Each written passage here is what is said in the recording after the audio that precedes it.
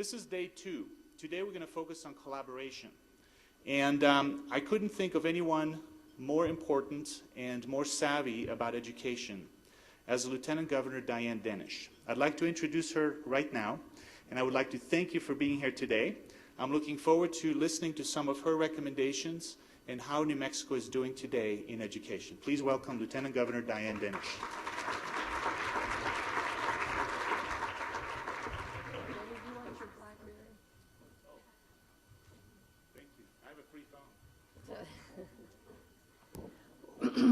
Well, good morning, everybody. I'm very pleased to be here with you. So I'm so excited about the e-instruction, about the technology, because we did something like that last year, and it was a lot of fun because you could see all the results immediately. So can I test them out here, Jamie, and say, which chili do you like the best, red or green? I don't know. I don't think that's really part of their... okay. If you don't know the answer to that, you'll be tested by e-instruction shortly. So that's a lot of fun. And if you can give them the choice of Christmas also, you know, so they like both of them. So welcome. I want to welcome my fellow New Mexicans here.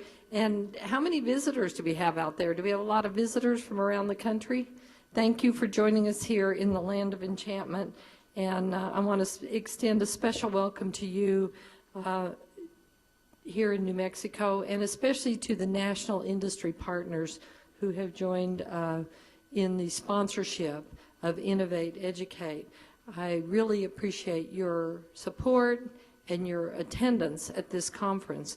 When Jamie first told me about Innovate Educate several months ago, I couldn't think of anything that was more needed or more important here in New Mexico, in a state where we're doing lots of really exciting things.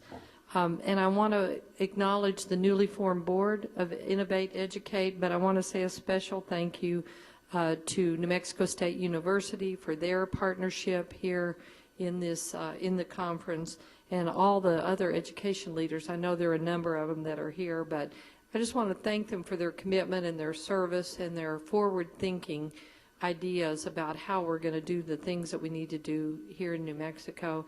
And a very personal thanks to you, Jamie, for your hard work on Innovate, Educate, and to Intel. And why is it so important that you're here and that everybody's come together for these 2 days? Well, I think today we have an opportunity to discuss some of the challenge that our state faces in developing a highly skilled workforce. I think it's actually our #1 challenge, and I encourage everybody to think collectively and collaboratively about how we can address this challenge. How can we integrate additional 21st century skills and technology into our schools? How do schools need to change to make sure that we're developing that workforce? How can we best serve young people? And by serving young people, how can we ensure that we meet the workforce needs of our business leaders, our corporations, those people who are fueling the fires of job growth here in New Mexico? Now, many of you are very aware of the challenges we face here in New Mexico. Poverty casts a long and a very deep shadow over the people of our state. It has a very lasting impact. We face a crisis of educational achievement and attainment here in New Mexico.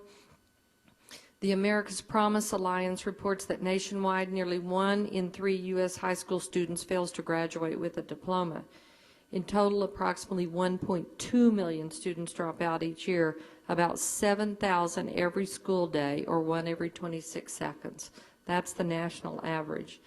According to Achieve, 54% of high school freshmen in New Mexico graduate on time.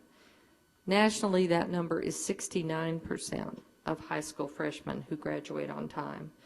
But I don't think we should feel like the difficulties we're facing are insurmountable or that we should be bound by those difficulties.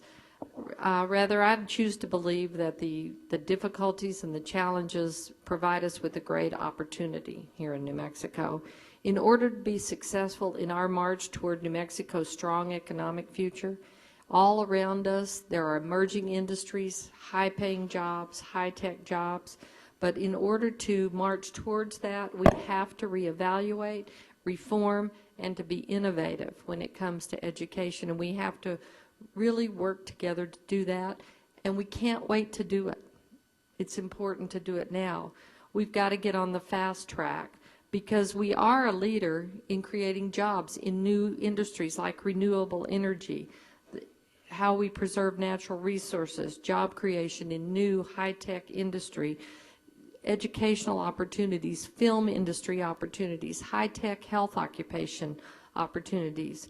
And what we need is an exemplary workforce and investment in human capital here in New Mexico.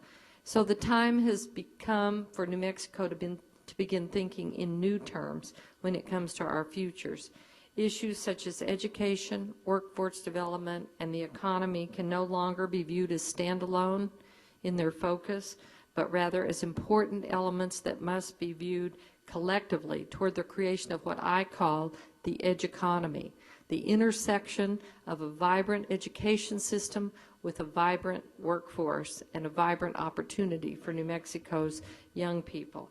The educonomy is a vision for New Mexico's future in which our schools are strengthened and in which we create a seamless system of education. We are already on that track here in New Mexico, thinking about the very first moments of a child's life, what we do in the first 3 years to intervene and diagnose and make sure everybody can get ready for preschool, early education